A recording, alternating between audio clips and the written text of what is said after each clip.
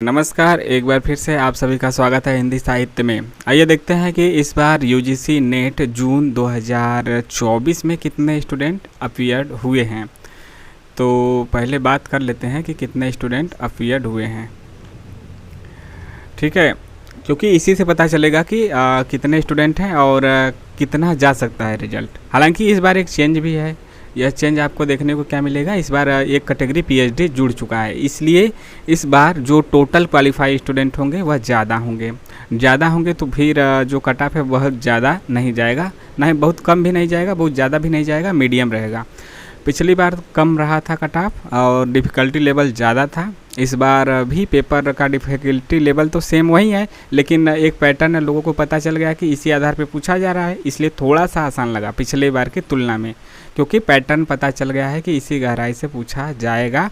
और इस बार थोड़ा सा रिपीटेड क्वेश्चन है और कुछ क्वेश्चन ईजी भी रहे, तो इसीलिए 4-5 क्वेश्चन पिछली बार की अपेक्षा ज़्यादा जाएगा। पिछली बार यदि 72 हुआ था या 70 हुआ था, तो इस बार 75 निश्चित रूप से जाएगा। 4-5 क्वेश्चन तो निश्चित रूप से ज़्यादा जाएगा। हालांकि कुछ लोग जो स्टूडेंट कर रहे हैं कि उस बार के इतना ही जाएगा या उससे कम जाएगा, तो उससे कम या उतना जाएगा वह पीएचडी के लिए होगा, पीएचडी क्वालिफाई। और नेट के लिए आपका 4-5 क्वेश्चन पिछली बार की अपेक्षा ज़्यादा ही जाएगा, और जेआरएफ के लिए भी पिछली बार की अपेक्षा 4-5 क्वेश्चन ज़्यादा ही जाएगा।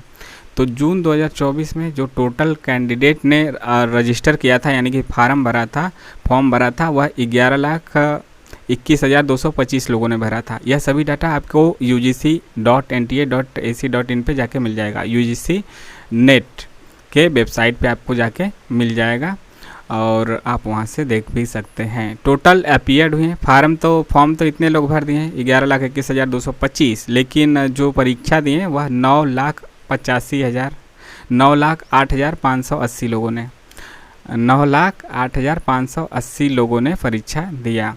इसके बाद इसका आंसर की तो आ ही चुका है, और आंसर की में मान लीजिए कि बहुत से गलतियां भी रही हैं, कुछ क्वेश्चन ड्रॉप किए गए हैं। तो इसका मतलब कि एनटीए ने उसको पहले ही अपना गलती मान लिया है कि इसमें ऑप्शन गलत है या फिर क्वेश्चन गलत है, तो उसको ड्रॉप कर लिया है। इसके बावजूद कुछ क्वेश्चन चैलेंज किए गए हैं, जिसमें कि आपका आंसर का ऑप्शन गलत दिया है या फिर जो इनमें से कोई नहीं होना चाहिए वह दिया है।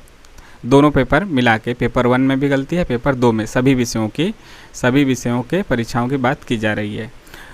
और इस प्रकार से यहाँ पे देखते हैं। हिंदी की बात करें तो 27 अगस्त 2024 को जो पेपर हुआ था, उसमें पहले शिफ्ट में चैलेंजिंग क्वेश्चन 1-2 है, कोई भी ड्रॉप क्वेश्चन नहीं है, और दूसरे शिफ्ट में 3 ड्रॉप क्वेश्चन है, और वहीं आपका 3 से 4 चैलेंजिंग क्वेश्चन भी है। तो इस प्रकार से है। और अटेंडेंस इस बार 81% के लगभग रहा है, और आप देख सकते हैं कि इस बार सबसे ज़्यादा, अब तक का सबसे ज़्यादा स्टूडेंट ने पेपर दिया है। इस बार सबसे ज़्यादा दिया है, क्योंकि इस बार कहा भी गया था कि जो आपका पीएचडी के लिए अप्लाई होगा इसी के आधार पे होगा। अन्य यूनिवर्सिटी परीक्षा धीरे धीरे लेना बंद कर रही हैं, अपना जो अलग से लेती थी, तो जो यह परीक्षा पास कर लेगा उसी के आधार पे वह पीएचडी में एडमिशन लेगा। नेट के थ्रू भी पीएचडी में एडमिशन लेगा और असिस्टेंट प्रोफेसर के लिए एलिजिबल हो जाएगा। और जेआरएफ के थ्रू भी तो सबसे ऊपर तो जेआरएफ है। जेआरएफ का मतलब कि आपका पीएचडी भी हो गया, नेट भी हो गया, जेआरएफ भी हो गया, तीनों हो गया। नेट का मतलब कि पीएचडी और नेट दोनों हो गया। पीएचडी केवल रहेगा तो केवल पीएचडी के लिए कर सकते हैं। तो जेआरएफ वाले बच्चे क्या करेंगे कि वह असिस्टेंट प्रोफेसर के लिए भी एलिजिबल होंगे और पीएचडी करने के लिए भी एलिजिबल होंगे। साथ ही जब वह एनरोलमेंट ले लेंगे पीएचडी में, किसी भी यूनिवर्सिटी या कॉलेज में एडमिशन लेते हैं, तो उन्हें स्कॉलरशिप भी मिलेगी। और ऐसा यदि जेआरएफ पास कर लिए हैं, कहीं पे एडमिशन नहीं लिए हैं, तो स्कॉलरशिप नहीं मिलेगी। इसकी यही शर्त है कि जब आप पीएचडी कर रहे हैं, इनरोलमेंट हो गए हैं, तभी यह स्कॉलरशिप मिलेगी।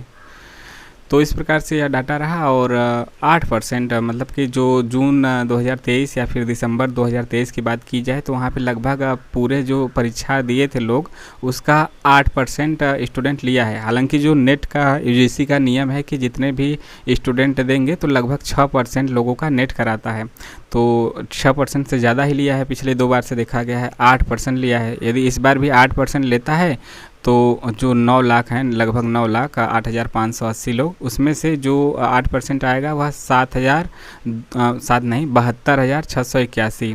तो वहीं आपका मान के चल सकते हैं मोटी मोटा 72,000 लोग, 9 लाख यदि दिए हैं मोटी मोटा, तो 72,000 स्टूडेंट का यदि 8% लेता है पिछले डाटा के आधार पे, तो आपका इतने स्टूडेंटों का क्वालिफाई हो जाएगा, तीनों मतलब पीएचडी, नेट, जेआरएफ तीनों मिलाकर।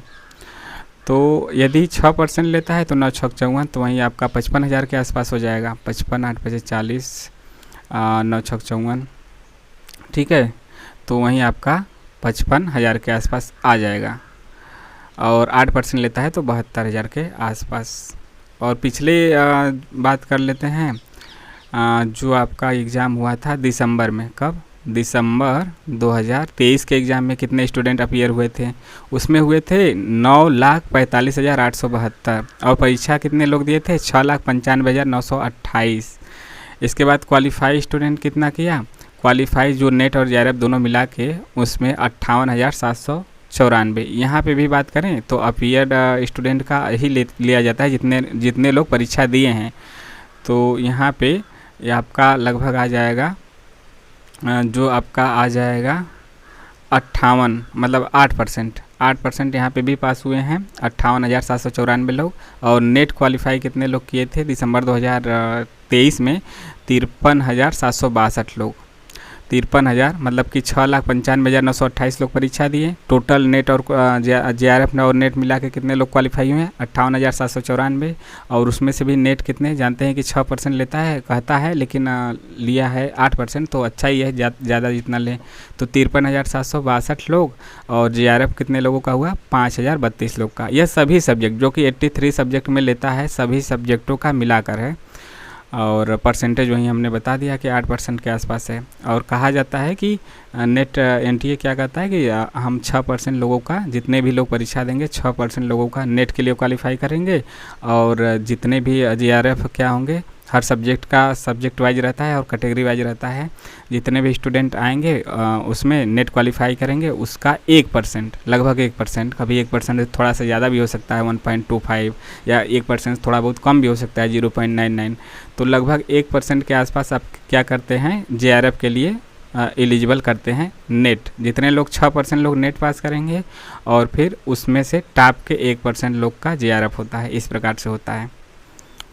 जैसे मतलब वही है, 100 लोग हैं, 100 लोग हैं तो फिर 6 लोगों का आपका नेट होगा।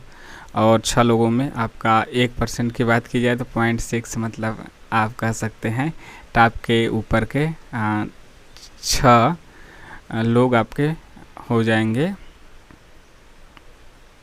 मतलब कि मोटी मोटा कह सकते हैं 0.6 लोग। तो यहाँ पे 1% 0.6 आ रहा है, तो 1 लोग, 6 में से 1 लोग, या कह सकते हैं कि यदि मान के चले 100 में से 10 लोग का नेट हो रहा है तो उसमें से 1 लोग का जेआरएफ होगा। इस प्रकार से है, मान के चल सकते हैं।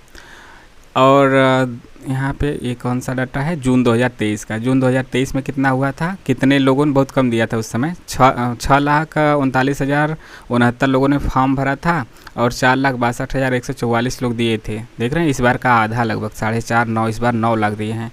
और उस बार कितने लोग नेट और जेआरएफ के लिए क्वालिफाई किए थे? 37,241 लोग। और नेट के लिए कितने? 32,304। और जेआरएफ कितने लोगों का हुआ था? 4,937 लोगों का। और उस बार भी नेट का जो क्वालिफाई लिया था 8% के आसपास। दिसंबर में भी 8%, जून में भी 8%। तो इस बार भी यदि 8% लेता है तो 72,000 लोगों का हो जाएगा, जो 9 लाख लगभग लोगों ने परीक्षा दिया है। तो देखते हैं कितना बनाता है। इस बार थोड़ा सा यह चेंज होने की बात है कि इस बार 3 कैटेगरी बनेगी, पीएचडी का, नेट का, जेआरएफ का। पीएचडी का कम रहेगा, फिर नेट का रहेगा, उसके बाद जेआरएफ का रहेगा। पीएचडी ओनली जिसमें लिख के आएगा वह पीएचडी के लिए ही एलिजिबल होंगे, यानी कि किसी भी संस्था में आप जाते हैं तो वहाँ पे आपको एंट्रेंस नहीं देना होगा। यदि केंद्रीय है या फिर अलग से लेती है तो कोई बात नहीं। तो अब तो यही चल रहा है कि अलग से उन्हें नहीं देना होगा, तो वहाँ पे बस आपका इंटरव्यू होगा और पीएचडी का यह आप स्कोर उसको दिखाएंगे, स्कोर के आधार पे आपका इंटरव्यू होगा और फिर मेरिट बनेगी और उसमें नाम आएगा तो आपका एडमिशन हो जाएगा। नेट जिसका होगा वह नेट और पीएचडी दोनों है, तो इसका मतलब कि वह असिस्टेंट प्रोफेसर की वैकेंसी के लिए भी एलिजिबल हो गया।